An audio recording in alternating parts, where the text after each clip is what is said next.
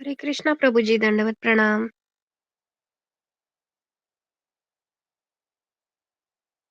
हरे कृष्णा हरे कृष्णा। हरे कृष्ण हरे राम हरे राम। हरे कृष्णा हरे कृष्णा वो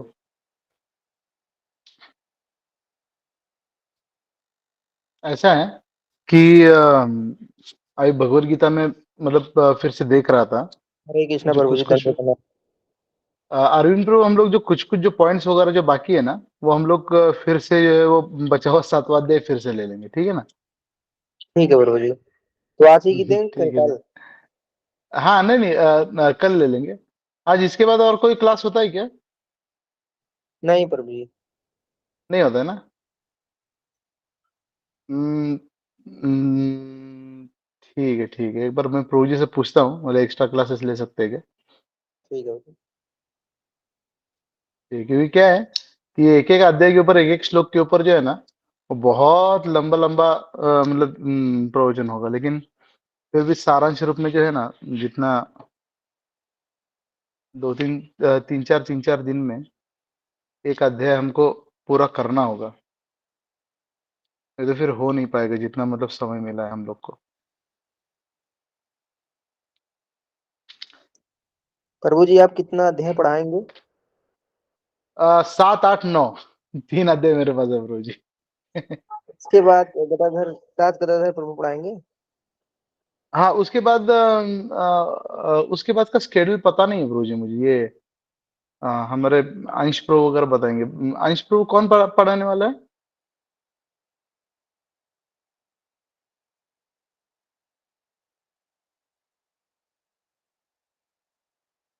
नहीं है शायद यहाँ पर। चलिए ठीक है, हम लोग क्या करते हैं, एक छोटा सा वैष्णव भजन देते हैं।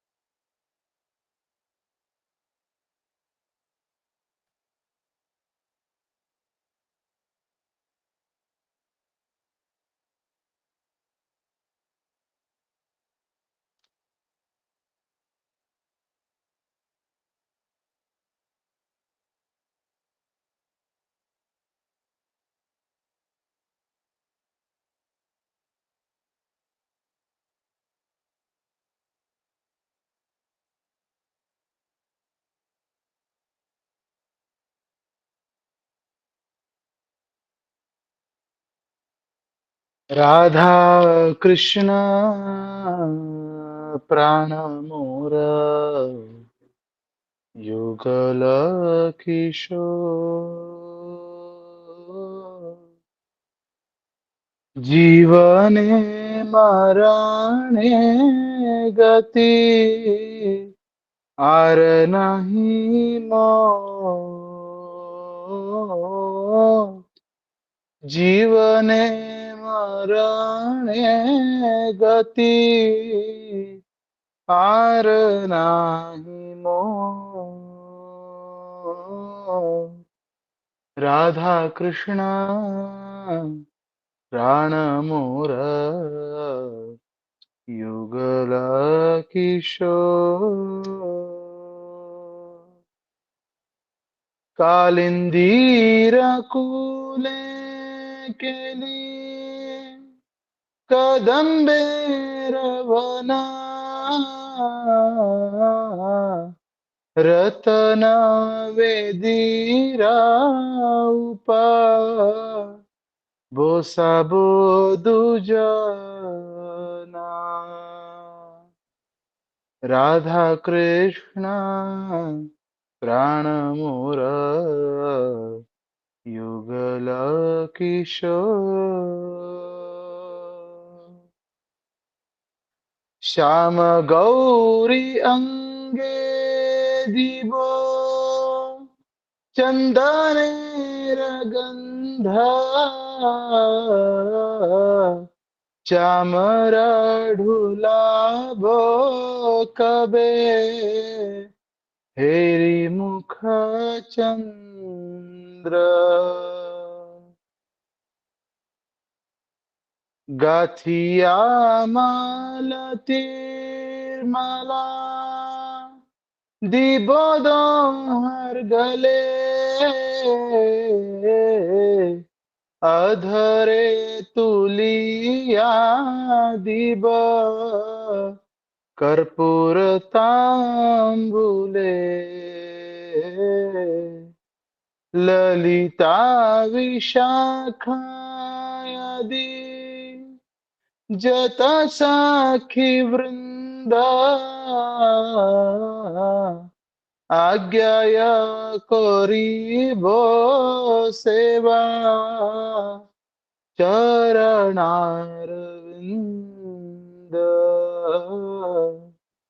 राधा कृष्ण प्राण मोर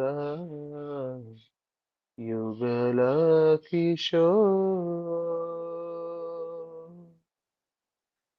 श्री कृष्ण चैतन्य प्रभु दासेरानुदासा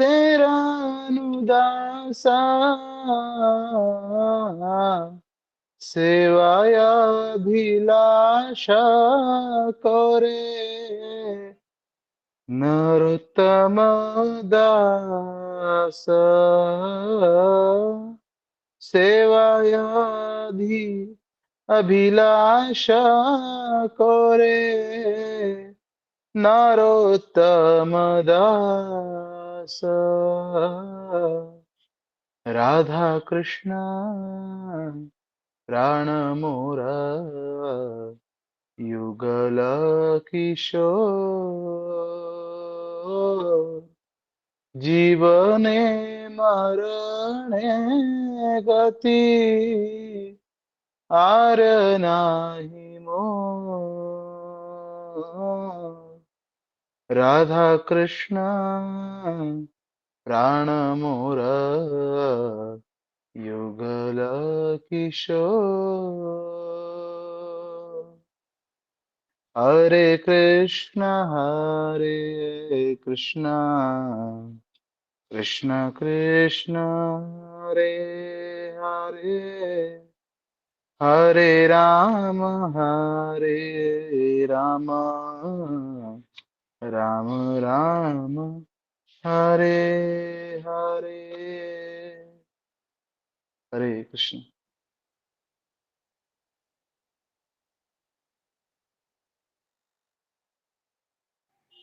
हरे कृष्णा। हरि बोल। बहुत सुंदर।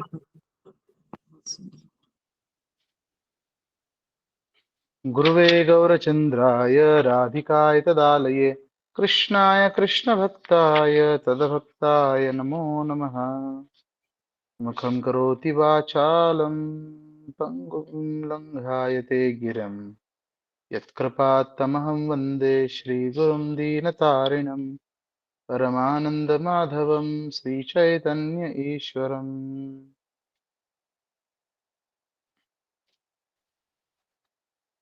तो हम लोग कल भूमिका के बारे में देख रहे थे और भूमिका में हमने देखा था,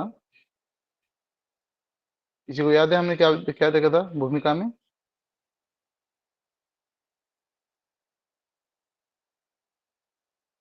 हम्म हरे कृष्णा प्रभु जी। हम्म भूमिका में हमने देखा था कि 4 भागों में विभाजित कर दिया जाता है। मतलब यह भक्ति के बारे में बताया गया कि सम्मान भक्ति, साधना भक्ति, भाव भक्ति और प्रेम हम्म भक्ति, इसके ठीक बारे है। में बताया गया था। फिर 8 से 21 तक पैराग्राफ में जो है शुद्ध भक्ति के बारे में बताया गया। अशुद्ध भक्ति, जिसमें क्या कहते हैं, मिश्रित मिश्रित होता है, जो इसमें जो क्या होता है, कर्म प्रधान होता है, ज्ञान प्रधान होता है, इसको अशुद्ध भक्ति। और एक होता है कर्म मिश्र, हाँ ये तो बता दी थी। अनन्य भक्ति के बारे में बताए कि जो शुद्ध भक्ति है वो केवल भक्ति या प्रेमा भक्ति जिसे कहा जाता है। फिर 12 हम्म। प्रकार के रसों के बारे में आपने बताया, शांत रस, माधुर्य रस, रौद्र रस, अद्भुत रस, साक्ष्य रस, भयानक रस, वीर रस, वात्सल्य रस, दास्य रस, ऐसे करके जो है आपने इसके बारे में बताया। फिर आपने बताया कि सबसे सर्वोत्तम भक्त जो है रस में कौन भक्त है, वो श्रीमती राधा रानी जी हैं। हम्म। फिर भक्ति के बारे में बताया कि भक्ति जो है दो तरीके की होती है, एक अनुकूल भक्ति, एक प्रतिकूल भक्ति। तो जो अनुकूल होती है, जैसे सबरी माता जी हैं, या हनुमान जी, चैतन्य महाप्रभु, ये सब, वो तो साक्षात भगवान कृष्ण ही है, लेकिन फिर भक्त के अवतार रूप में अवतार लिए हैं, तो उन्हें भी भक्त ही मानेंगे। तो ये सब अनुकूल भक्ति है। और एक प्रतिकूल भक्ति है, जैसे रावण, कंस, दैत्य आदि जो है, ये अनुकूल भक्ति हम्म। करते हैं, उनका भी स्मरण करते हैं, लेकिन वो उनके प्रतिकूल होकर।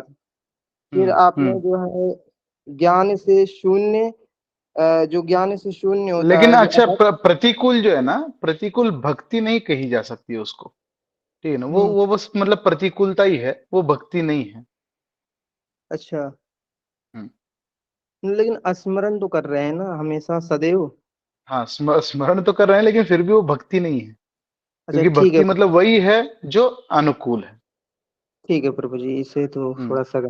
फिर आपने ज्ञान से जो शून्य, जो कर्म से शून्य भक्ति होती है, वो उसी को कहते हैं शुद्ध भक्ति। कर्म मिश्र भक्ति हम्म। जो होता है, वो भक्ति के साथ इच्छा भी करता है कि मुझे ये चाहिए या ये काम करना है। फिर ज्ञान मिश्र भक्ति में जो है वो मुक्ति की इच्छा भी रखता है, भक्ति के साथ साथ उसके अंदर मुक्ति की इच्छा होती है। फिर मन नियंत्रित और कर्म को, काम को कम से कम करने की इच्छाओं को, इसमें उसके बारे में थोड़ा सा हो गया। और बता रहे हैं प्रभु जी, इसमें आपने बताया कि ठीक है, ठीक है, स्वस्थ। ठीक है ब्रो, ठीक है। हरे कृष्ण। तो ये मतलब मोटा मोटी हमने ये चीजें देखी थी, है ना। और कुछ अगर मतलब पॉइंट बाकी है भूमिका में से, तो हम लोग थोड़ा सा देखते हैं इसमें से कि भक्ति का रूप गोस्वामी और एक चीज बताते हैं कि भक्ति का अर्थ है उन कृष्ण भावनाभावित कार्यों को संपन्न करना जो भगवान कृष्ण के दिव्य आनंद को अनुकूल हो। जैसे हमने देखा कि जो रावण कंस वगैरह है, ये मतलब स्मरण करते हुए भी भक्ति नहीं कर रहे थे। ठीक है, हालांकि कंस ने जो है वो अलग अलग असुर वगैरह भेजे थे, कृष्ण को मारने के उद्देश्य से भेजे थे। कृष्ण ने उसमें आनंद लिया उनको मार करके। जैसे मामा एक भांजे के लिए ये भेजता है, कुछ खिलौने वगैरह भेजता है, तो भांजा तोड़ के उसमें आनंद लेता है। कृष्ण ने उसको आनंद, उसमें आनंद ले लिया, कृष्ण को आनंद मिल गया, वो बात अलग है। लेकिन इसने कृष्ण को आनंद देने के उद्देश्य से नहीं भेजा था, है ना। और फिर हमने देखा था प्रवृत्ति मार्ग और निवृत्ति मार्ग, ये हमने देखा था, है ना। तो जो भक्त, देखिए क्या है ना, और एक इसमें रह गया था कि जो भक्त जिस भाव में भगवान की भक्ति करता है, वो भाव उसे उसे भगवान के धाम में प्राप्त होता है। 5 प्रकार के भाव होते हैं। शांत रस, शांत रस मतलब जो भगवान के धाम में जो घास है, भगवान के धाम में जो बांसुरी है, भगवान के धाम में जो पेड़ है, पौधे हैं, गायें हैं, ये शांत रस में आती हैं, है ना। शांत रस वाले जो है वो भगवान को एक रिस्पेक्टेबल पर्सन की तरह देखते हैं, कि बहुत बहुत श्रेष्ठ व्यक्ति की तरह समान देखते हैं। जनरली परमात्मावादी जो है वो मतलब उस भाव को जो है प्राप्त करते हैं, है ना। उससे उससे ऊपर होता है दास्य रस। दास्य रस भगवान का डायरेक्ट दास भावना में सेवा करने का चांस मिलना हमें, तो ये जो है ये दास्य रस होता है। शांत रस से ज्यादा अधिकार दास्य रस में होते हैं, है ना। और दास्य रस से ज्यादा अधिकार या फिर ज्यादा क्लोज रिलेशनशिप किसका होता है? सखाओं का होता है। क्योंकि जो दास है वो एक सर्टेन लिमिट तक होता है, लेकिन सखा जो है वो जो जोक्स वगैरह भी कर सकता है। दास जो है जोक्स नहीं कर सकता है भगवान के साथ, या फिर दास अगर जोक्स करता भी है तो भगवान उसके साथ कर सकते हैं, ये भगवान के साथ नहीं कर सकता है। लेकिन सखा में जो है वो ये भी, सखा भी भगवान के साथ जोक्स वगैरह कर सकता है। साख्य भाव से ऊपर होता है वात्सल्य प्रेम। माता पिता के समान भगवान से प्रेम करना। तो भगवान अपने भक्तों को माता पिता का भी बनने का भी अधिकार प्रदान करते हैं। वैसे भगवान भगवान के कोई माता पिता वगैरह हो नहीं सकते हैं, है ना। अगर भगवान के कोई माता पिता है तो वो भगवान है, भगवान होंगे। लेकिन भगवान अपने भक्तों को ही माता पिता बनने का अधिकार प्रदान करते हैं। और उसमें सखाओं से ज्यादा अधिकार होते हैं, सखाओं से ज्यादा अधिकार होते हैं। जैसे सखा जो है वो माता के कंट्रोल में ज्यादा रहता है, सखाओं के कंट्रोल में कम होता है व्यक्ति।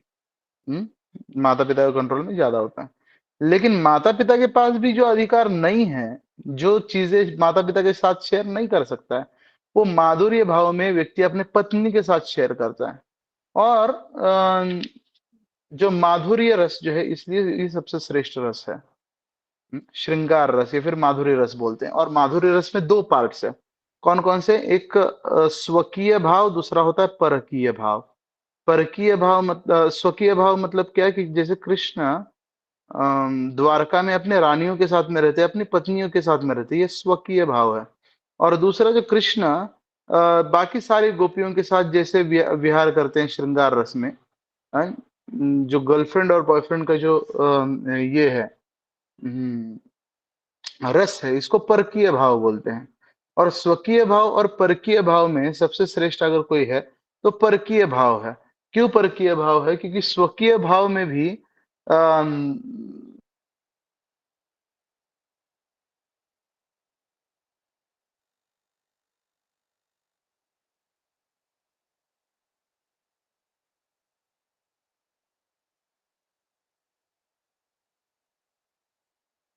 का पासवर्ड पता भी नहीं है, लेकिन गर्लफ्रेंड जो है मतलब उसको बहुत ये करके घुमा करके उसको उसको मतलब ये ले ही लेती है कि तो जो परकीय भाव है श्रेष्ठ है। इसलिए परकीय भाव में सारी गोपियां आती हैं और द्वारका की जो रानी आती हैं वो स्वकीय भाव में आती हैं। और इसलिए वृंदावन जो है वो द्वारका से श्रेष्ठ है। और वृंदावन में जो सारे जो भक्त हैं, सारी जो गोपियां हैं, उन सारे गोपियों में जो महाभाव स्वकीय परकीय भाव में सबसे ऊंचा महाभाव होता है, जो राधा रानी के पास है। राधा रानी को छोड़ करके और किसी के पास नहीं है। और राधा रानी ये क्या है? और ये सारे परकीय हो या फिर स्वकीय हो, ये सारे कृष्ण ही हैं जो अपने आप को एक्सपांड किए हैं उस रस का आस्वादन प्राप्त करने के लिए। ठीक है। तो ये भूमिका में एक दिया है। और भूमिका में जो है वो शुद्ध भक्ति का ये दिया है, ज्ञान कर्माद्यनावृतम आनुकूल्येन कृष्णानुशीलनम भक्तिरुत्तमा।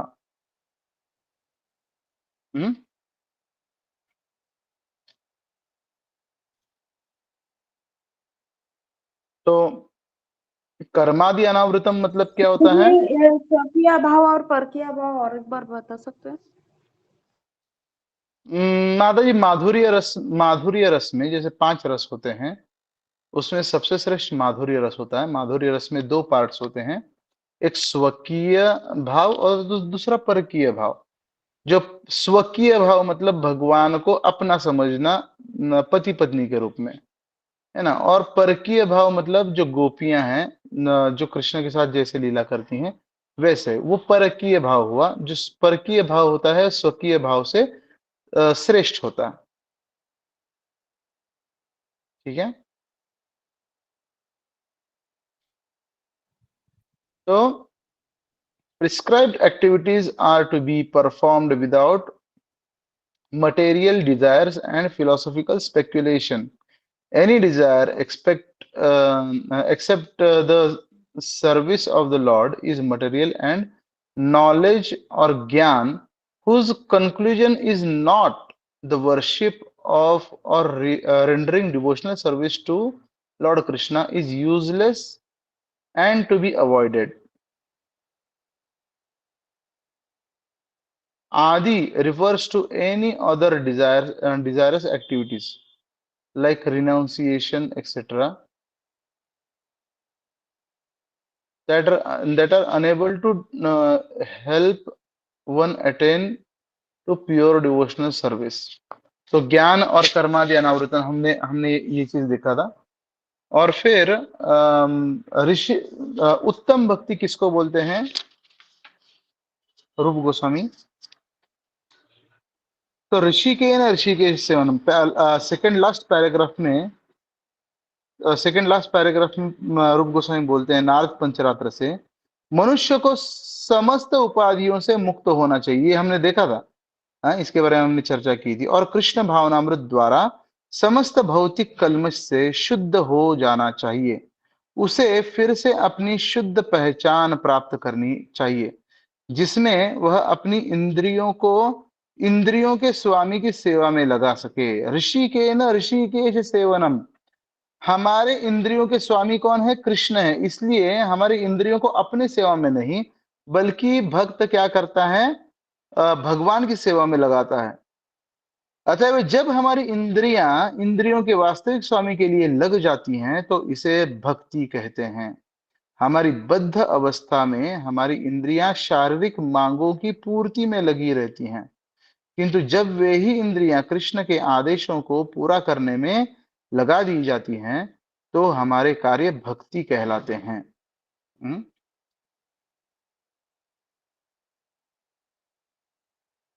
ठीक है, तो हम यहाँ मतलब भूमिका यहाँ पर कंप्लीट हो गई हमारी।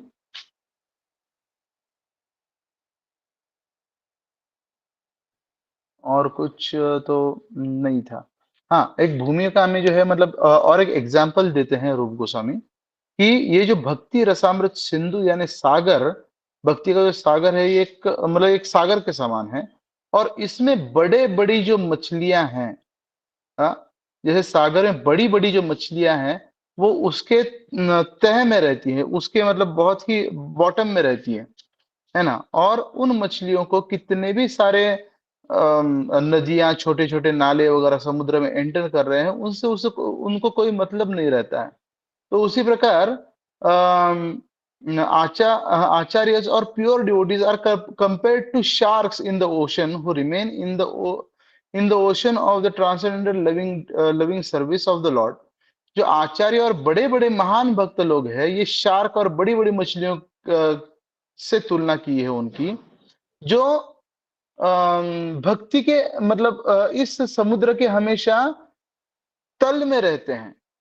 उनको जो है मतलब और जो नदियां हैं, जो अलग अलग नदियां जो एंटर करती है ओशन में, समुद्र में, उनकी तुलना किससे की गई है? उन इच्छाओं से जो कर्म और ज्ञान की इच्छाएं हैं, है ना। मुझे ये चाहिए, मुझे जो कर्म और ज्ञान की इच्छाएं हैं, मुक्ति की इच्छाएं हैं, उनसे की जाती है। लेकिन वो जो नदियां हैं वो कभी भी उन बड़े बड़े मछलियों को मतलब डिस्टर्ब नहीं कर सकती है, फिर उन मछलियों को कुछ फर्क नहीं पड़ता है इन नदियों से।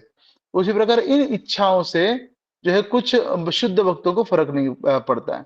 Those who follow process other than bhakti, example impersonalists, etc., are compared to aquatic living entities in the river who gradually come. और जो मायावादी है या फिर जो मुक्ति के लिए प्रयास करते हैं, जो भुक्ति के लिए प्रयास करते हैं, जो सिद्धियों के लिए प्रयास करते हैं, इस समुद्र के उन मतलब उनको इस समुद्र के उन जीवों से कंपेयर किया गया है जो छोटी छोटी मछलियां इत्यादि हैं। ठीक है, तो ये हमारी भूमिका पूरी हो जाती है। अब हम लोग आगे यहाँ पर देखते हैं कि हम लोग भाग 1 में प्रवेश कर रहे हैं।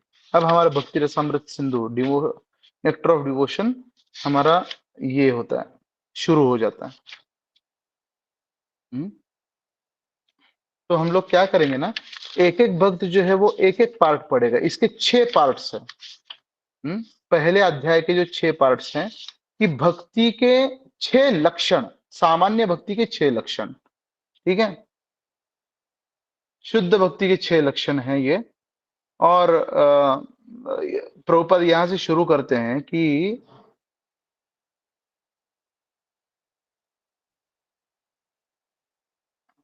कपिल मुनि, जैसे जैसे हम लोग आगे आगे बढ़ते हैं, देखिए क्या है ना, अगर भगवत गीता ही पढ़ रहे हैं हम लोग या फिर भक्ति रसामृत सिंधु ही पढ़ रहे हैं, तो आप लोग साथ साथ में इसको पढ़ते जरूर जाइए, ठीक है। जैसे जैसे हमारे अध्याय कंप्लीट हो रहे हैं वैसे वैसे वो अध्याय पढ़ते भी जाइए आप। तो कपिल मुनि जो है वो कपिल मुनि माता देवहूति को बोलते हैं कि मेरे शुद्ध भक्ति का स्वभाव कैसा है माता, कि मेरा जो शुद्ध भक्त होता है वो ना भौतिक इच्छाओं का अभिलाषी होता है, ना मुक्ति का अभिलाषी होता है, ना सिद्धियों का अभिलाषी होता है। ये कपिल मुनि बोलते हैं। और जो मेरी ऐसी भक्ति करता है, आगे बोलते हैं कि जो मुक्तियों का भी अभिलाषी नहीं होता है। 5 प्रकार की मुक्तियां होती है। 5 प्रकार की मुक्तियां होती है। कोई बता सकता है कौन सी 5 प्रकार की मुक्तियां होती हैं? सायुज्य, सालोक्य, सृष्टि, सारूप्य, सामीप्य। हाँ, तो सायुज्य, सानिध्य, सालोक्य, सारूप्य, सारिष्ट, तो ये 5 प्रकार की मुक्तियां होती हैं। जब जन्म मृत्यु के चक्र से बाहर निकलता है व्यक्ति, तो इन 5 प्रकार की मुक्तियों को प्राप्त कर सकता है। इसमें से सबसे जो लोएस्ट, मतलब सबसे जो चीप प्रकार की जो मुक्ति है, वो भक्त लोग सायुज्य मुक्ति को बोलते हैं। सायुज्य मुक्ति मतलब क्या? ब्रह्म में विलीन हो जाना। और ब्रह्म में विलीन होने को मुक्ति को सायुज्य मुक्ति बोलते हैं, या फिर कैवल्य मुक्ति भी बोलते हैं। तो रूप गोस्वामी बोलते हैं भक्ति रसामृत सिंधु में कि जो शुद्ध भक्त होता है उसको जो कैवल्य मुक्ति है, फिर सायुज्य मुक्ति किस प्रकार लगती है? कैवल्यम नरकायते, कैवल्य जो नरक के समान लगती है। क्यों? क्योंकि एक बार विलीन होने के बाद वहां पर सेवा नहीं है, और भक्त जो है वो सेवा चाहता है भगवान से।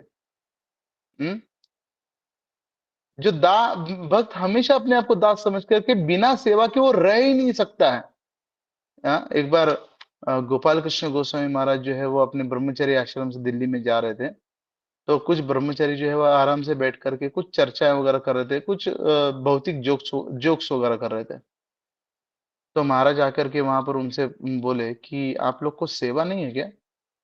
तो सब ब्रह्मचारी लोग शांत हो गए, और महाराज बोल के आगे चले गए कि जिस दिन मेरे जीवन में कृष्ण की सेवा मुझे नहीं मिलेगी, उस दिन मैं आत्महत्या कर लूंगा। बोले सेवा के बिना मैं रह नहीं सकता हूँ। महाराज ऐसे बोल के आगे चले गए। तो सोचिए कि भक्त के जीवन में कितना सेवा का इंपॉर्टेंस है। सेवा भाव ये भक्ति का सार है। तो जो कैवल्य, जो सायुज्य मुक्ति है, वो ब्रह्म में विलीन होना होता है। सामीप्य मतलब भगवान के समीप वास करना होता है, भगवान के धाम में, है ना। फिर सालोक्य, भगवान जिस लोक में है उसी लोक में वास करना। सारूप्य मतलब भगवान की जैसा शरीर प्राप्त करना, सच्चिदानंद शरीर प्राप्त करना, है ना। और सारिष्ट मतलब भगवान की जितना ऐश्वर्य प्राप्त करना। तो ये जो है वो 5 प्रकार की मुक्ति होती है। श्रीमद् भागवतम में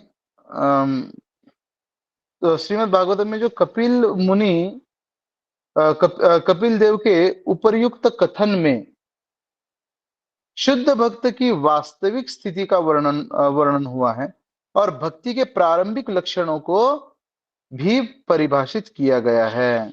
और ये भक्ति के प्रारंभिक लक्षण कौन से हैं? क्लेशाग्नि शुभधा मोक्षा लघुतांकृत सुदुर्लभा सांद्रानंद विशेषात्मा श्री कृष्णाकर्षणी चसा। कौन से लक्षण है? पहला है क्लेशाग्नि। देखिए 3 प्रकार की भक्ति होती है। वैसे तो यहाँ पर 4 प्रकार नाम बताए गए हैं: सामान्य भक्ति, साधना भक्ति, भाव भक्ति और प्रेम भक्ति। तो लेकिन जनरली ये 3 प्रकार माने जाते हैं। सामान्य भक्ति भी मतलब शुद्ध भक्ति, मतलब सामान्य भक्ति से ही साधना भक्ति शुरू होती है। तो साधना भक्ति, भाव भक्ति और प्रेम भक्ति। और ये जो लक्षण है, 6 जो लक्षण हैं, भक्ति के 6 लक्षण होते हैं। 2 लक्षण साधना भक्ति में प्रकट होते हैं, 4 लक्षण भाव भक्ति में प्रकट होते हैं, और 6 के 6 लक्षण जो है वो प्रेम भक्ति में प्रकट होते हैं। तो हम लोग जो है वो इसको एक एक करके देखेंगे। तो पहला है क्लेशाग्नि। क्लेशाग्नि मतलब क्लेशों से मुक्त हो जाता है। जैसे ही व्यक्ति, प्रभु जी और एक बार रिपीट कर सकते हैं क्या? क्या पहला और दूसरा किस में आता है, वो किस लक्षण में आता है? पहले 2 लक्षण साधना भक्ति में, फिर 4 लक्षण भाव भक्ति में, और 6 के 6 लक्षण जो है वो प्रेम भक्ति में प्रकट होते हैं। ठीक है।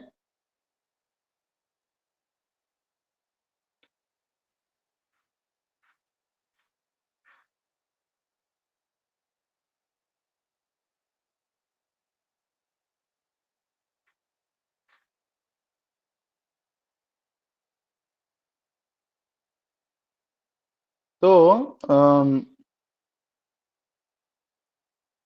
भक्ति रसामृत सिंधु के ऊपर ही एक जो बुक है, वो हमारे एक महान आचार्य होके गए, जिनका नाम है विश्वनाथ चक्रवर्ती ठाकुर। उन्होंने एक बुक लिखा है जिसका नाम है माधुर्य कदम्बिनी। और माधुर्य कदम्बिनी में वो बहुत अच्छे से बताते हैं कि किस प्रकार क्या होता है, किस प्रकार जो है वो ये भक्त जो है प्रगति करता है, साधना भक्ति से लेकर के प्रेम भक्ति तक किस प्रकार प्रगति करता है। तो पहला है, देखिए, अब देखिए क्लेशाग्नि क्या है। क्लेशाग्नि तो हम लोग पहले ये एक एक करके जो है वो ये करेंगे। चैप्टर हम लोग पढ़ते जाएंगे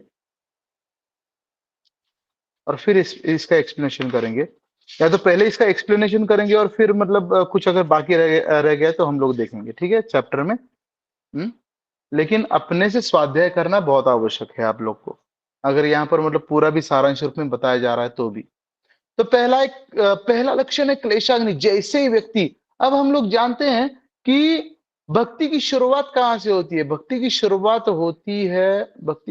होती है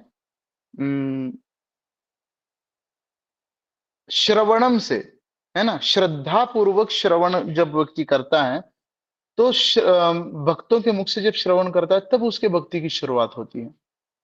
ठीक है। तो ये शुद्ध भक्ति के 6 लक्षण है, लेकिन ये क्रमशः प्रकट होते हैं। और कौन से क्रम में प्रकट होते हैं? तो हमारे जीवन का एकमात्र उद्देश्य है कृष्ण प्रेम प्राप्त करना, ना कि कृष्ण को भी प्राप्त करना, कृष्ण का दर्शन प्राप्त करना। ये भी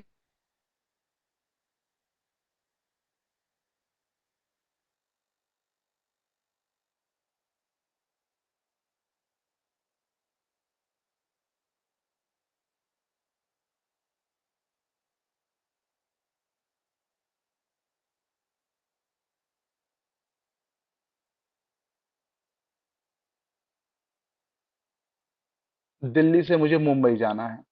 अगर दिल्ली से मुझे मुंबई जाना है, बाय रोड अगर जाना है, तो रोड के ऊपर जो माइलस्टोन्स दिए कट होते गया हैं। था। हरे हरे कृष्णा। कृष्णा। हाँ, बीच में आवाज नहीं आ रहा था। हरे कृष्ण कृष्ण कृष्ण हरे हरे, हरे राम राम राम हरे हरे। आ रही है आवाज प्रभु जी? हाँ प्रभु जी, जी हाँ, अरे कलेश वो जा रही जो है, बता रहे थे सही उसको बोल। रिपीट कीजिए। ठीक है। तो माइलस्टोन्स जिस प्रकार होते हैं, दिल्ली से मुंबई अगर मुझे बाय रोड जाना है तो उसमें कुछ माइलस्टोन्स होते हैं कि अगर दिल्ली से मैं निकल गया तो दिल्ली से मान लीजिए मुंबई जो है कुछ 1000 किलोमीटर अगर होगा, तो माइलस्टोन्स क्या हमें बताते हैं कि मैं कहां तक पहुंचा हूं।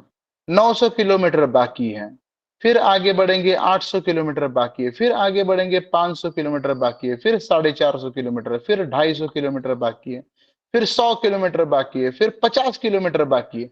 ये माइलस्टोन से हमें पता चलता है कि वो अच्छा पहुंचने में कितना देर है। तो उसी प्रकार जो है ना, हमारी हेल्प करने के लिए रूप गोस्वामी ने माइलस्टोन्स बिछा करके रखे।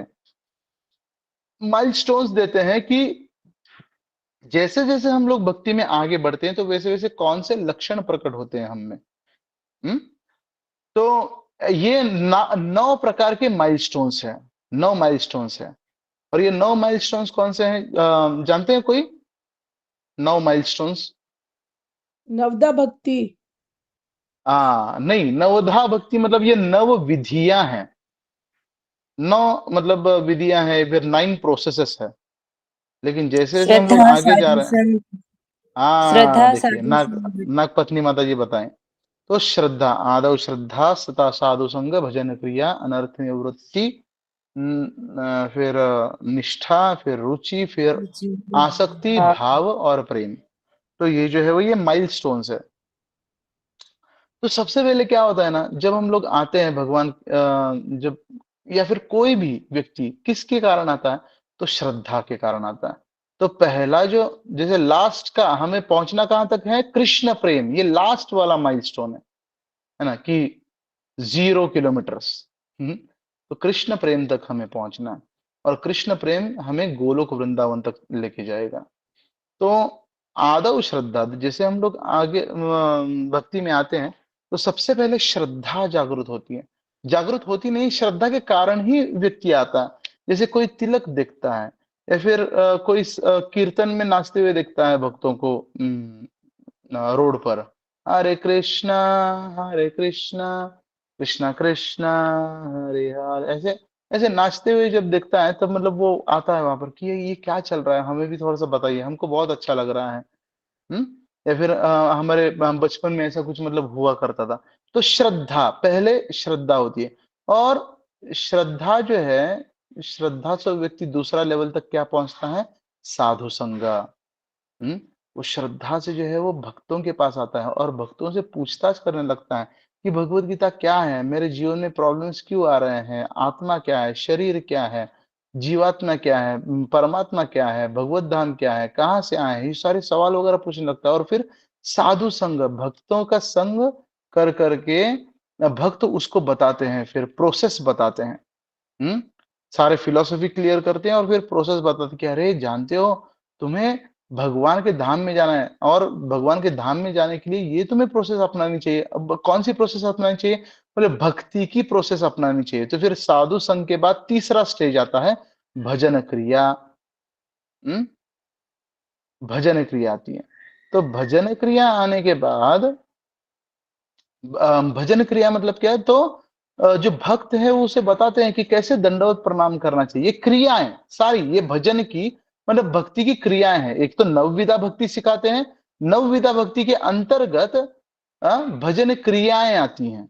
और ये क्रियाएं कौन सी होती है, दंडवत कैसे प्रणाम करना है, भागवतम में कैसे बैठना है, गुरु के प्रति शरणागति कैसे लेनी चाहिए, नाचना कैसे चाहिए कीर्तन में गाना कैसे चाहिए, ये सारी क्रियाएं हैं। तो भजन क्रिया जब वो स्टार्ट कर देता है, तब चौथा लेवल पर पहुंच जाता है वो, और चौथा लेवल है तथोनर्थ निवृत्ति, मतलब अनर्थ निवृत्ति। अनर्थ मतलब होता है कचरा, और निवृत्त मतलब होता है रिटायरमेंट। कचरे से रिटायरमेंट लेना, मतलब कचरे को अपने जीवन में से बाहर निकालना। कचरा क्या क्या चीजें हैं, कचरा है आलस है, प्रमाद है, फिर जो है कचरा है हमारे हृदय का क्रोध है, काम वासना है ना, किसी के प्रति द्वेष है, ये कचरा है। कठोर हृदय है, ये कचरा है ना। तो ये सारे जो कचरामय जो चीजें हैं, वो भक्ति की क्रिया से बाहर निकलने लगती है। और तब जब तक भक्ति की क्रिया नहीं होती है,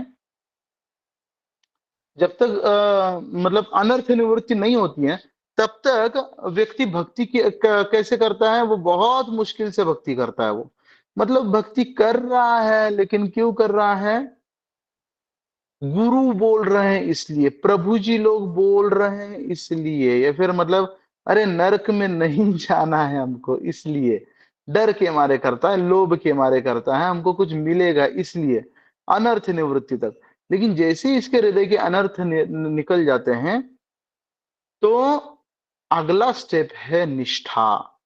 वो निष्ठा आ जाती है उसमें कि अब मैं भक्ति को छोड़कर कभी नहीं जाऊंगा, मैं भगवान के भक्तों के संग को छोड़कर कभी नहीं जाऊंगा, मैं भगवान को छोड़कर कभी नहीं जाऊंगा। हम्म तो निष्ठा प्राप्त होती है उसको अनर्थ निवृत्ति के बाद।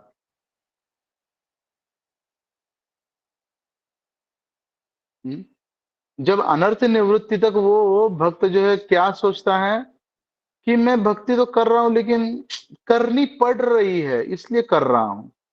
निष्ठा में मैं भक्ति को कभी नहीं छोड़ूंगा, है ना। अनर्थ निवृत्ति तक उसके हृदय में ऐसा होता है कि अरे क्यों मैं मंगल आरती में उठूं यार, नहीं मन कर रहा है मंगल आरती में। सुबह सुबह 3:30-4 बजे कौन इतना जल्दी उठेगा, ठंडा है, ठंडी है। कल रात को जो है वो 5 मिनट लेट से सोया था, तो मतलब अभी जो है कम से कम 1.5 घंटा तो लेट उठना ही चाहिए ना। ऐसे मन बोलता है। तो ये अनर्थ होते हैं ना, इसलिए हमें ये जो अनर्थ है वो भक्ति करने नहीं देते हैं। लेकिन जब अनर्थ से निवृत्त हो जाता है भक्त, तो क्या होता है, निष्ठा आ जाती है कि यस मुझे अब करनी ही है भक्ति। अनर्थ निवृत्ति के बाद आती है तथो अनर्थ निवृत्ति निष्ठा, निष्ठा के बाद आती है रुचि। अब उसे टेस्ट जागृत होती है कि अरे मैं क्यों नहीं करूं भक्ति, इतनी सुंदर तो है, इतना अच्छा अच्छा तो है भक्ति, भक्ति में सेवा मुझे भी करनी है, मुझे भी ये करना है। तो जब रुचि आती है तब मतलब अरे मुझे भी मतलब कितनी सुंदर मंगल आरती होती है, मंगल आरती में मैं क्यों नहीं जाऊं। अनर्थ निवृत्ति तक क्या सोच रहा था, करनी पड़ रही है। निष्ठा में वो सोच रहा है कि मैं कभी नहीं छोड़ूंगा। रुचि में वो सोचता हूं कि मैं क्यों छोड़ूं, अरे छोड़ने का कोई कारण ही नहीं है ना। रुचि के बाद आती है मतलब टेस्ट आती है उसको, और रुचि के बाद आती है आसक्ति। वो भगवान से और भक्ति से आसक्त हो जाता है। अब उसका सेंटेंस फिर से चेंज हो जाता है। क्या हो जाता है, रुचि में उसका सेंटेंस ये होता है कि मैं क्यों छोड़ूं, इतनी तो अच्छी भक्ति है ही। लेकिन आसक्ति में वो सेंटेंस चेंज होता है, क्या होता है कि मैं छोड़ नहीं पा रहा हूं, अब मुझसे छूट ही नहीं रही है। किसी को कोई अगर मतलब कन्विंस भी कर दे मुझे फिर भी मतलब नहीं छोड़ सकता हूं। और आसक्ति के बाद आता है भाव। और भाव भाव में जो है वो अष्ट सात्विक विकार, अलग अलग लक्षण प्रकट होते हैं, है ना। भगवान की लीलाएं सामने प्रकट होती है, और फिर मतलब वो आध्यात्मिक स्तर है। रोंगटे खड़े होना, आंसू निकलना, बेहोश हो जाना, शरीर का कलर चेंज होना, ये अष्ट सात्विक विकार है। और उसके बाद जो है वो प्रेम भक्ति, है ना, भगवत प्रेम प्राप्त करना, भगवान की सेवा गोलोक वृंदावन में प्राप्त करना। तो ये माइलस्टोन्स है, यहाँ तक हमको पहुंचना है। लेकिन आसक्ति तक होती है, जब तक हम लोग आसक्ति इस लेवल तक साधना भक्ति होती है, और फिर भाव भक्ति, और फिर प्रेम भक्ति होती है। ठीक है,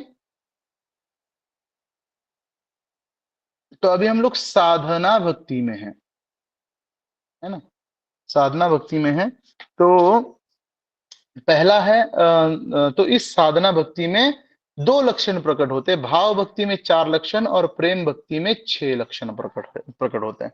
और कौन से लक्षण साधना भक्ति में प्रकट होते हैं, तो पहला है क्लेशाग्नि। क्लेशाग्नि मतलब क्लेशों से पहले वो मुक्त हो जाता है। हाँ, वो क्या हो जाता है, जो क्लेश उसके मुक्त हो जाता है। क्लेश मतलब क्या, कि अगर कोई घाव लगा हुआ है तो तुरंत भर जाता है, नहीं, ऐसा नहीं है। हाँ, तो क्लेशाग्नि मतलब क्या है कि 5 प्रकार के क्लेश हैं। 5 प्रकार के क्लेश हैं। पहला है अविद्या, दूसरा है अस्मिता, तीसरा है राग, चौथा है द्वेष, और 5वां है अभिनिवेश। तो 5 प्रकार के क्लेश हैं, और इसके अतिरिक्त 4 प्रकार के हैं। लेकिन ये 5 प्रकार के प्रभु जी हाँ? रिपीट करिए ना, कलेश रिपीट करिए। हाँ, 5 प्रकार के क्लेश है वो मिट जाते हैं। पहला है अविद्या, मतलब अज्ञान, ये नष्ट हो जाता है। जब हम लोग भक्तों का संग करते हैं तब अज्ञान नष्ट हो जाता सबसे पहले, क्योंकि अज्ञान का ही प्रभुपाद बोलते हैं इंट्रोडक्शन में कि अज्ञान ही दुखों का कारण है। और ये कैसा कारण है कि अज्ञान की वजह से होता क्या है, अज्ञान की वजह से किस किस चीज का अज्ञान है, पहले क्या ज्ञान क्या है। तो पहले ज्ञान क्या है कि मैं एक जीवात्मा हूं, मैं भगवान का दास हूं। और अज्ञान क्या है, इस चीज को भूलना, ये अज्ञान है। इस चीज को भूलने के बाद होता क्या है कि दूसरा कोई नकली एक जो नकली ज्ञान तैयार होता है ना। एक है ज्ञान, दूसरा है अज्ञान, तीसरा है नकली ज्ञान। नकली ज्ञान क्या तैयार होता है कि मैं चिंटू हूं, मैं पिंटू हूं, है ना, मैं दूसरा कोई आइडेंटिटी हूं। अब वो आइडेंटिटी धारण करने के बाद अब उस आइडेंटिटी के लिए ये व्यक्ति प्रयास करने लगता है, और जितना वो प्रयास करता है उतना ही वो दुख में गिरता है, क्योंकि ये आइडेंटिटी उसको सुखी नहीं करने वाली है। इसलिए ये क्लेश है, अविद्या ये क्लेश है। ठीक है, तो पहला है अविद्या, दूसरा है अस्मिता। अस्मिता मतलब क्या है कि फॉल्स ईगो या फिर मिथ्या अहंकार। देखिए, दो प्रकार के अहंकार होते हैं, एक है सत्य अहंकार, दूसरा होता है मिथ्या अहंकार। अहंकार शून्य कोई व्यक्ति नहीं हो सकता है। मिथ्या सत्य अहंकार मतलब होता है जैसे जब वीणा का हम लोग बजाते हैं तो तार बजने के बाद आवाज कैसी आती है, झन करके, है ना। तो उसको हम लोग क्या बोलते हैं, झनकार बोलते हैं, है ना। जब कोई व्यक्ति छाती पीट पीट करके हाय हाय हाय हाय कर रहा है तो उस हाय हाय को कौन सा कार बोलते हैं हम लोग, हाहाकार बोलते हैं। तो मैं हूं, मेरा तो अस्तित्व है ही। अब मेरे अस्तित्व को जब मैं बोलूंगा कि मैं हूं तो उसको क्या बोलते हैं, अहंकार। तो अहंकार, ये अहंकार मतलब होती है आइडेंटिटी, है ना। और हर एक की आइडेंटिटी है, अहंकार में कोई बुरी बात नहीं है। लेकिन एक होता है सत्य आइडेंटिटी मतलब सत्य अहंकार, दूसरा होता है मिथ्या आइडेंटिटी मतलब मिथ्या अहंकार। सत्य आइडेंटिटी क्या है हमारी, जीवेर स्वरूप हो कृष्णेर नित्य दास, कृष्ण का नित्य दास होना। और झूठा अहंकार क्या होता है, मिथ्या अहंकार क्या होता है, फिर मैं कोई भारतीय हूं कि मतलब फिर मतलब उपाधियां धारण करना। तो इसको बोलते हैं अस्मिता। हनुमान जी को अहंकार था इसलिए उन्होंने लंका जला दी, लेकिन कौन सा अहंकार था, मैं भगवान का दास हूं। लेकिन दूसरा जो है वो दूसरा अहंकार दुर्योधन को था, रावण को था। लेकिन वो अहंकार क्या था, वो अहंकार मिथ्या अहंकार था, राइट। तो दूसरा जो क्लेश है वो क्या है, अस्मिता। तीसरा क्लेश है राग। इस अस्मिता से आता क्या है, राग आता है। राग मतलब क्या, अटैचमेंट। अब सबसे पहले तो अविद्या, विद्या से शून्य, फिर दूसरा आता है अस्मिता मतलब नकली विद्या, कि मैं ये शरीर हूं। तीसरा आता है राग मतलब अटैचमेंट, जो इस शरीर से संबंधित है उससे अटैच्ड होना। ये मोबाइल मेरा है, इससे अटैच्ड होना, ये मेरा बच्चा है, ये मेरा देश है। मेरा मुल्क मेरा देश, मेरा शांति का, उन्नति का, प्यार का और दूसरे का देश ना है, उधर में नहीं मन लगता है। क्यों नहीं मन लगता है, क्योंकि इस देश में इस देश से मेरा शरीर संबंधित है, इसलिए। तो इस शरीर से संबंधित जो चीजें है उससे आसक्त रहना। और चौथा है द्वेष। जो आसक्त हुआ है, जो मतलब जो इस शरीर से संबंधित नहीं है उससे द्वेष करना। तो जो मेरे फायदे के लिए नहीं है उससे द्वेष करना, मेरे शरीर के फायदे के लिए नहीं है उसका द्वेष करना। और चौथा पांचवा है अभिनिवेश। अभिनिवेश मतलब जो भौतिक जो वस्तुएं हैं उसमें मतलब विषयों में सुख खोजना। तो ये 5 प्रकार के ये है क्या है, ये 5 प्रकार की क्लेश है। और इसके अतिरिक्त जो क्लेशाग्नि, इसके अतिरिक्त जो क्लेश है वो कौन से हैं, तो प्रारब्ध पाप, अप्रारब्ध पाप, कूटम और बीज, है ना। जैसे साइकिल है, ये साइकिल जो है, मेरे पास बोर्ड नहीं है लेकिन मैं ऐसे ही समझाता हूं। होता क्या है ना, ये साइकिल रूप गोस्वामी बताते हैं।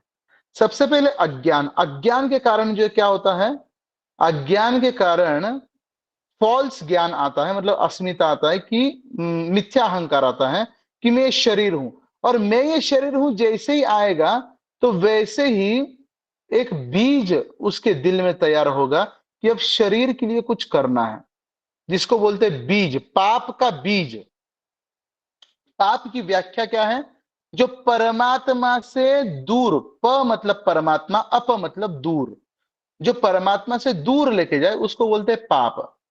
तो ये परमात्मा से दूर लेके जाने वाला जो बीज है, मतलब छोटा सी इच्छा है, उसको बीज, पाप का बीज बोलते हैं। उस पाप के बीज के कारण पाप आता है, ठीक है, पाप की क्रिया आती है, ठीक है। अब पाप की क्रिया से दो चीजें निकलती है। कौन सी दो चीजें निकलती हैं? एक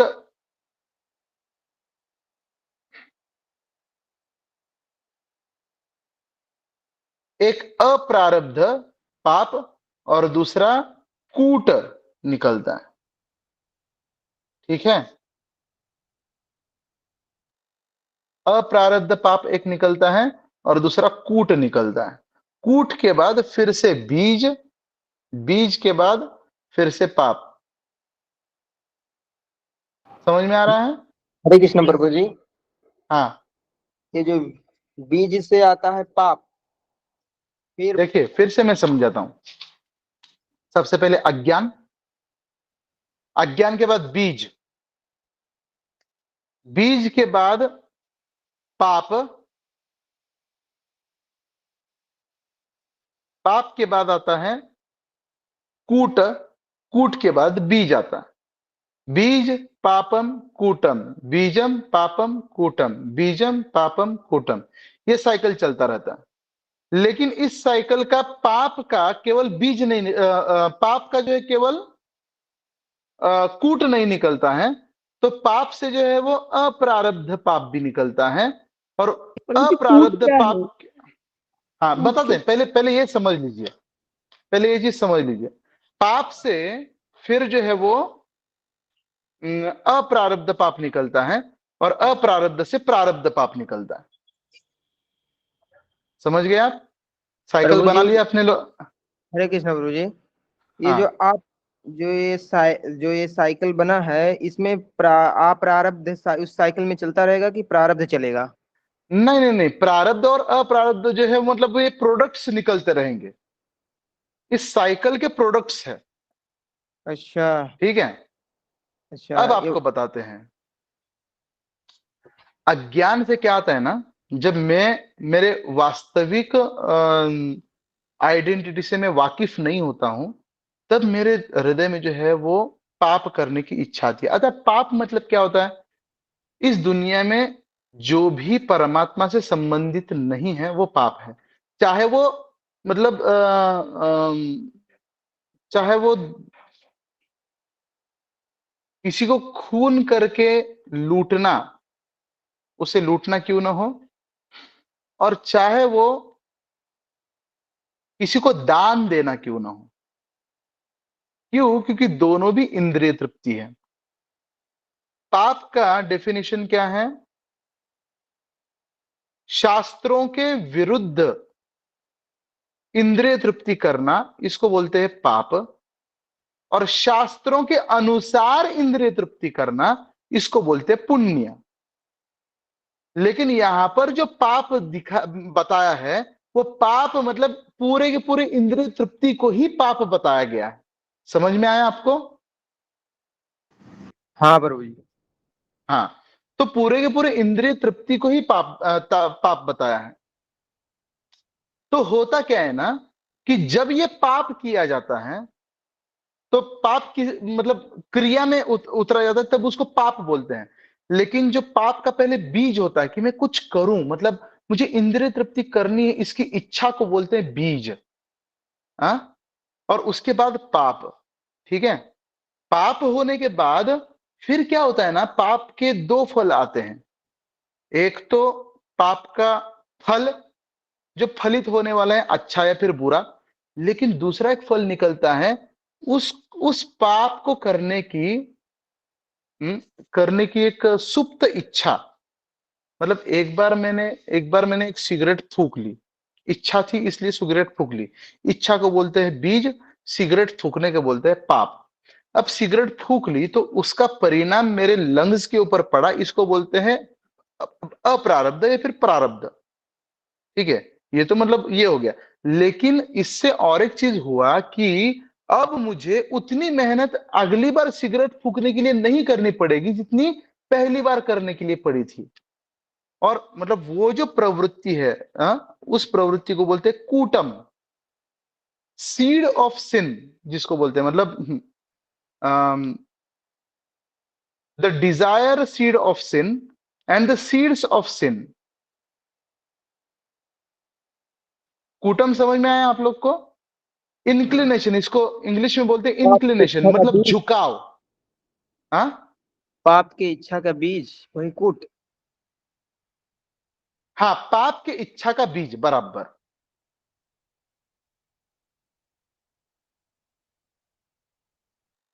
प्रभु जी, हम्म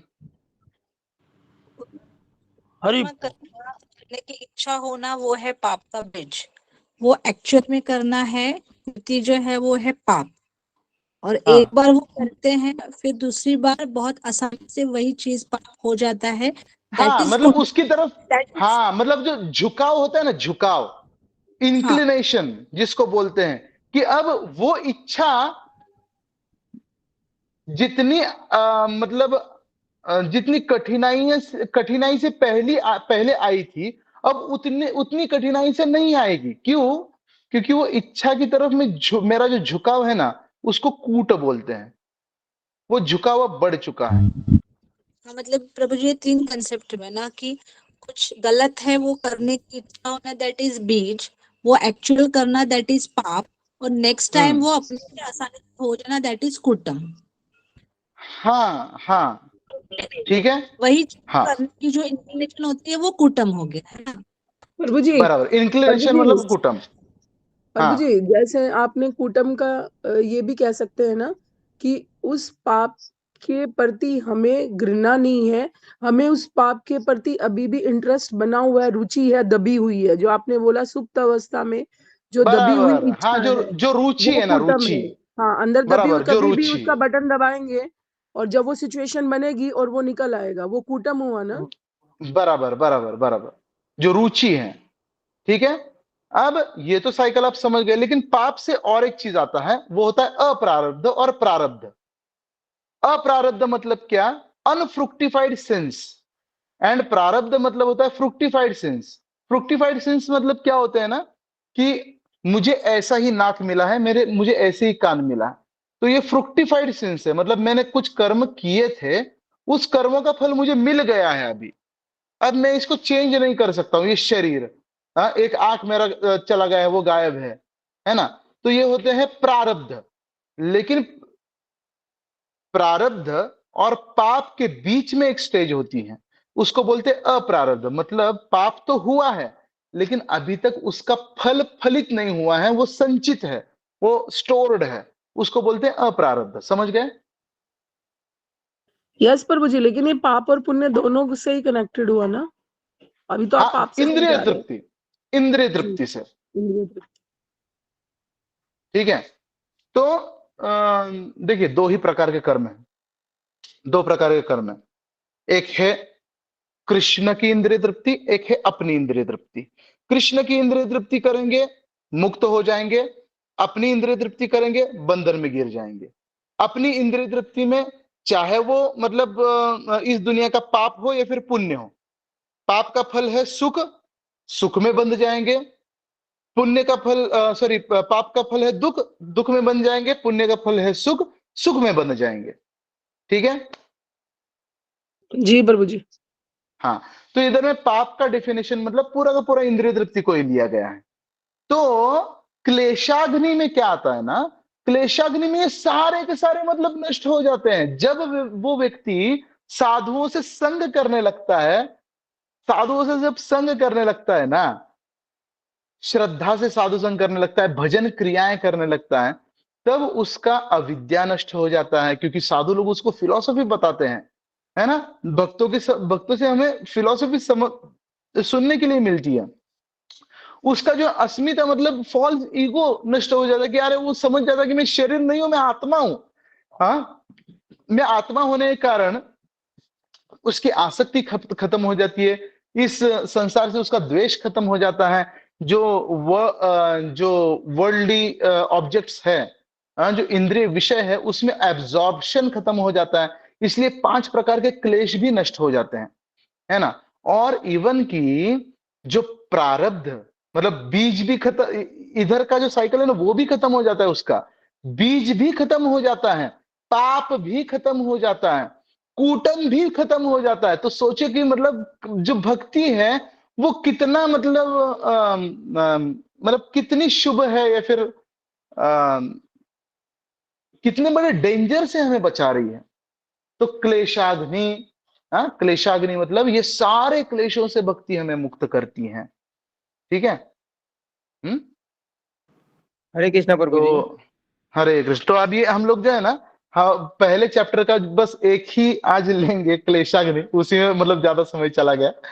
साइकिल से तो कोई सवाल है तो पूछ लीजिए। कह रहे हैं कि ये जो प्रारब्ध अगर नष्ट हो जाएगा तो ये शरीर भी नष्ट हो जाएगा क्या प्रभु जी? नहीं, प्रारब्ध नष्ट हो जाता है मतलब क्या होता है ना प्रभु जी, कि जो अभी प्रारब्ध हो रहा है ना हमारा, जो शरीर है या फिर जो फलित कर्म है, मुझे ऐसे ही माँ बाप मिले हैं या फिर मुझे ऐसा ही भाई मिला है, ये सारे प्रारब्ध में आते हैं। तो होता क्या है ना, अभी ये सारा कुछ चीज किसके हिसाब से चल रहा है? ग्रह नक्षत्र हमारे कर्मों के अनुसार चल रहा है। लेकिन भक्ति में आने के बाद भगवान सारे कर्म जो है ना वो अपने हाथों में लेते हैं। अब देवी देवताओं के माध्यम से, फिर ग्रहों के माध्यम से, नक्षत्रों के माध्यम से हमको हमारे कर्मों के फल नहीं देते हैं। अब जो है हमारे शुद्धिकरण के हिसाब से भगवान उन मतलब एक एक कर्म फेंकने लगते हैं, और हमारे प्रारब्धों को भी ऐसे डिजाइन करते हैं ताकि उससे भी हमें हमारा शुद्धिकरण होके हम लोग भक्ति में ही आगे बढ़े। तो इसलिए इसको बोलते हैं मतलब प्रारब्ध खत्म ही है, क्योंकि भगवान के हाथ में है ना। ऐसे प्रभु जी ये शरीर जो है प्रारब्ध से आया है ना? हाँ हाँ, तो अगर शुद्ध भक्त जो होता है, जब शुद्ध भक्त हो जाता है तो वो क्या उसका प्रारब्ध अप्रारब्ध दोनों नष्ट हो जाता है क्या? हाँ, अप्रारब्ध भी नष्ट हो जाता है प्रभु जी। और जनरली प्रारब्ध भगवान नहीं नष्ट करते हैं, लेकिन अगर अगर आवश्यकता पड़े उसके भक्ति के लिए तो नष्ट कर भी सकते हैं। जैसे जो है वो बिलो मंगल ठाकुर ने अपने दोनों आंखें फोड़ दी थी, लेकिन जब मतलब ये करने का ये आया, मतलब दर्शन करना था, तो भगवान ने जो है कुछ देर के लिए दे भी दी, है ना। तो ये मतलब जनरली प्रारब्ध में जो मतलब भगवान इंटरफेयर नहीं करते हैं। लेकिन अगर भक्ति के लिए अनुकूल हो तो वो इंटरफेयर कर भी सकते हैं। दोनों आंखें एकदम से दे भी देंगे, बोले जाओ कर्म का हिसाब, बोले प्रारब्ध का हिसाब जो है वो गोल कर देंगे हम लोग। ठीक है प्रभु जी, ठीक है प्रभु जी। हाँ, ये एसएच कौन, क्या नाम है? श से क्या? हाँ, श्रीधर प्रभु, कुछ सवाल था हमारे क्या? पास नहीं। जो बुक है प्रभु, उसमें जो आप बता रहे हैं, कोट कर रहे हैं, उसमें हमको मैच नहीं कर रहा है। हम ये बुक लिए हुए भक्ति रसायन सिंधु का, प्रभुपाद जी का, उसमें जो मंत्र वगैरह उसमें कोट नहीं किया हुआ है, लेकिन उसका दिया हुआ है कि ये कहाँ से लिया गया, ये मंत्र इस अध्याय से लिया गया, उसको दिया हुआ, लेकिन मंत्र उसमें नहीं दिया गया। हाँ, नहीं, क्या क्या है ना प्रभु जी, मैं थोड़ा सा मतलब डिटेल में जाके बता रहा हूँ, इसके ऊपर भी हम लोग आएंगे। मैं थोड़ा सा, क्या है कि ये सारांश स्टडी है ना भक्ति रसामृत सिंधु का। जो ओरिजिनल भक्ति रसामृत सिंधु से मैं कुछ टर्म्स वगैरह ले रहा हूँ। ठीक है जी प्रभु, वही हमको ठीक प्रभु। हरे कृष्ण। बेसिकली क्या है कि मतलब सुनने का और पढ़ने का मकसद ये है कि कंसेप्ट क्लियर हो जाए। कंसेप्ट अगर मतलब क्लियर हो रहा है जी तो फिर मतलब जी वही उद्देश्य है हमारा। ठीक है, दीप्ति माता जी। हरे कृष्ण प्रभु जी, दंडवत प्रणाम। दंडवत प्रणाम माता जी। मेरे दो सवाल है। अहंकार के दो प्रकार बताए आपने, सत्य अहंकार और मिथ्या अहंकार। तो पहला सवाल ये है कि इस दोनों अहंकार में से मिथ्या अहंकार से तो हमें नुकसान ही होता है, पर सत्य अहंकार से हमें नुकसान होता है क्या? ये पहला सवाल। और दूसरा सवाल ये है कि गोपियों को कौन सा अहंकार हो गया कि जिससे कृष्णा दूर चले गए थे? क्या बात है, क्या सवाल है, बाप रे बाप, ये बड़े इंटेलिजेंट। चले ठीक है। देखो क्या है ना कि सत्य अहंकार से जो है कोई नुकसान नहीं है माता जी। सत्य अहंकार तो होना ही चाहिए। लेकिन गोपियों को जो है ना, देखिए ज्यादा टेक्निकल हो जाएगा, मतलब समझ में आ रहा है ना मैं क्या बता रहा हूँ? कोई दिक्कत नहीं, हाँ मतलब प्रभु समझ जी। लो। हाँ हाँ। देखिए दो प्रकार की माया होती है। माया मतलब जो नहीं है, तो वो दो प्रकार की होती है। एक होती है महामाया, दूसरी होती है योग माया। महामाया मतलब जो इस दुनिया के लोगों के ऊपर कार्य करती हैं और जो कृष्ण को भुला देती हैं। लेकिन योग माया भी जो है वो आध्यात्मिक दुनिया के जीवों के ऊपर काम करती हैं और वो भी कृष्ण को भुला देती हैं। कैसे? जैसे मतलब यहाँ पर महामाया क्या करती है, हमको भुला देती है कि अरे कृष्ण भगवान है। लेकिन यशोदा माता के ऊपर योग माया काम करती है, जो राधा रानी है, और यशोदा माता भी भूल जाती है कि कृष्ण भगवान है। समझ रहे हैं? तो उसी प्रकार क्या है ना, जो गोपियां भी जो है मतलब योग माया में जो है वो थोड़ी देर के लिए भगवान की लीलाओं को ये करने के लिए, एनहांस करने के लिए योग माया में चली जाती है। लेकिन जो गोपियों के माध्यम से भगवान हमें ये सिखाते हैं, भगवान कभी भी अपने भक्तों को सिखाने के लिए इस्तेमाल करते हैं। भक्त लोग कभी माया में नहीं गिरते हैं। लेकिन गोपियां थोड़ी देर के लिए कृष्ण की इच्छा से माया में गिर गई। और भगवत धाम में भाव क्या है? दासानुदास, दासानुदास, दासानुदास। मैं दासों का दास हूं। और भौतिक जगत में क्या भाव है कि बॉसादि बॉस, बॉसादि बॉस, मैं बॉसों का बॉस हूं। है ना? तो यहां पर सारी गोपियों को एक छोटा सा अहंकार हो गया कि कृष्ण केवल मेरे साथ है तो हम श्रेष्ठ हैं, मतलब हम छोटे से बॉस हैं। और कृष्ण को अहंकार बिल्कुल पसंद नहीं है। और राधा रानी के साथ वो चले गए। और राधा रानी के साथ वो चले क्यों गए? क्योंकि राधा रानी में ये भाव नहीं आया था।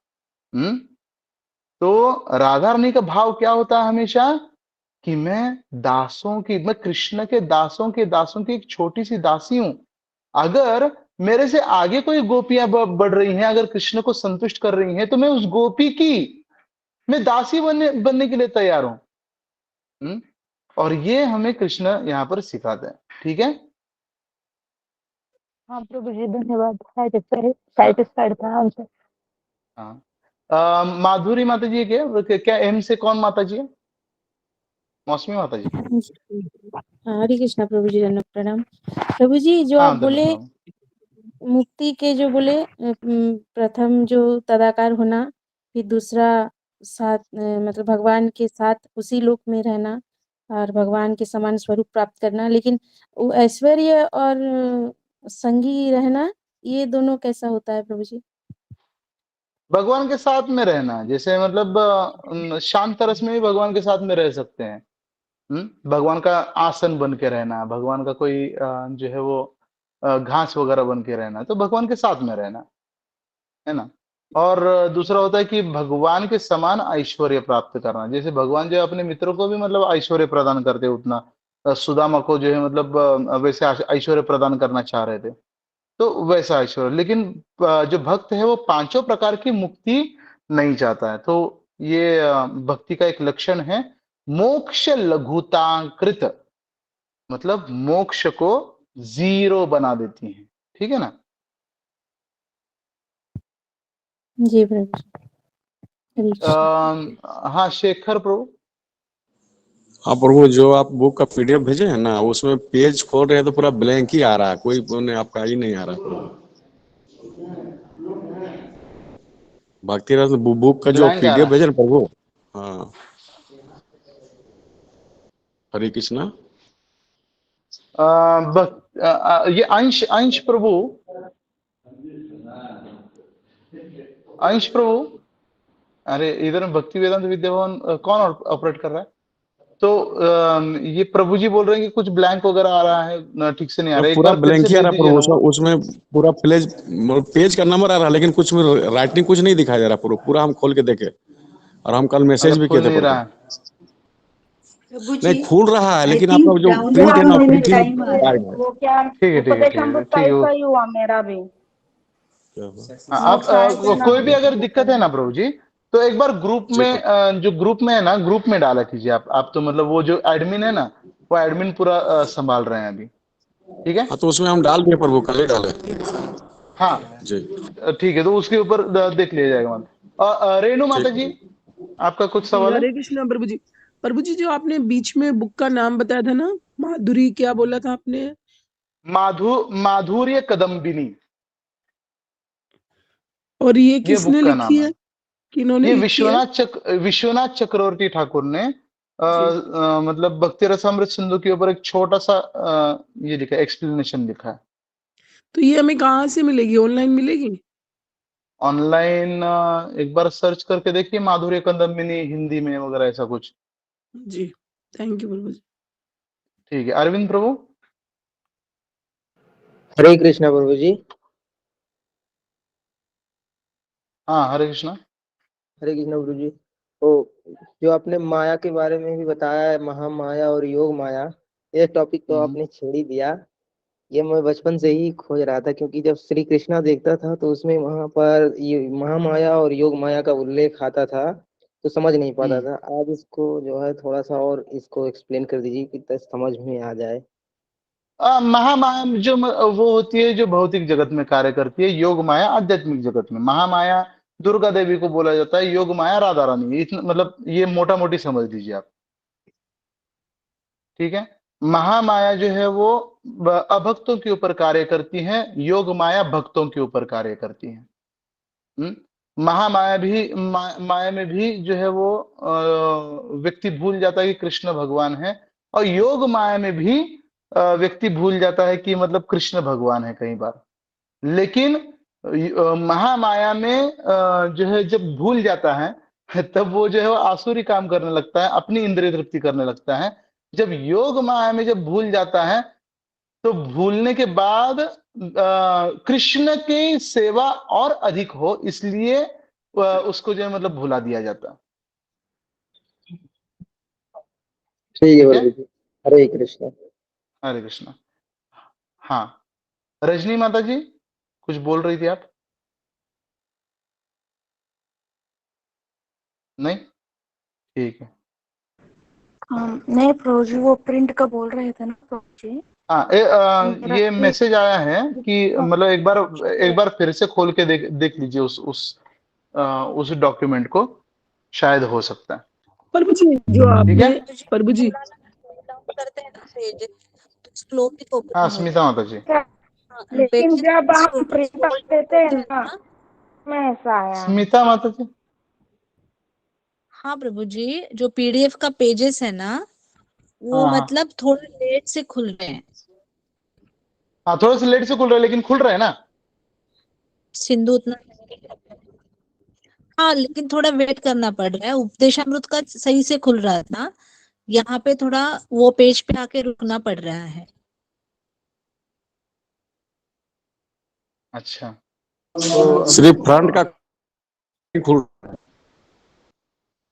जो जो फोटो है ना वो खाली वही फर्स्ट में भक्ति सिंधु खुल रहा है, उसके बाद फिर पूरा ब्लैंक रह जा रहा है पूरा। बुक यही लिए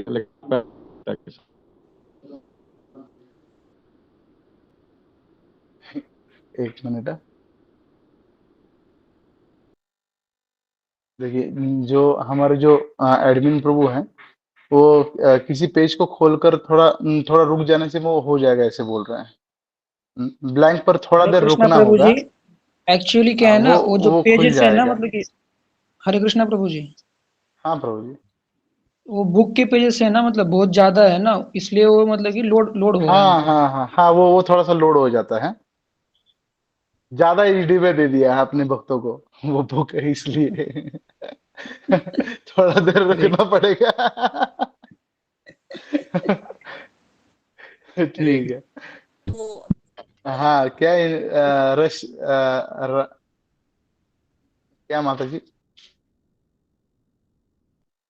आर से, RA से कौन माता जी है? रजनी माता जी शायद। जी अभी तो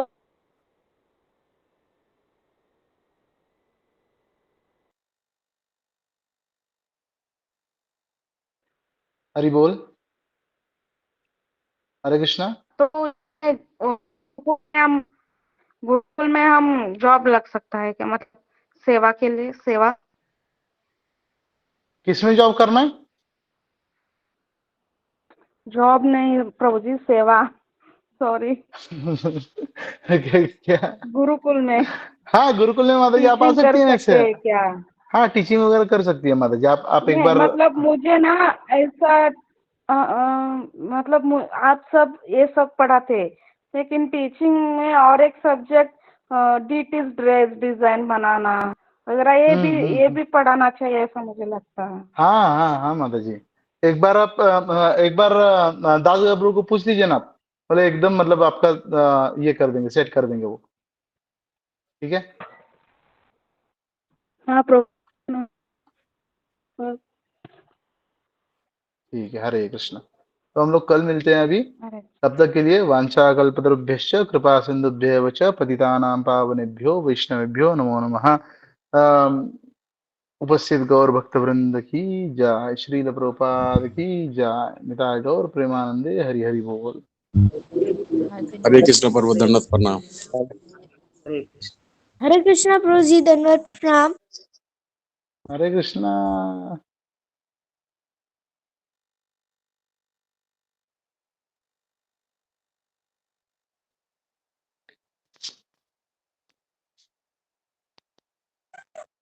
हरे कृष्णा प्रभु जी, पांचंग प्रणाम।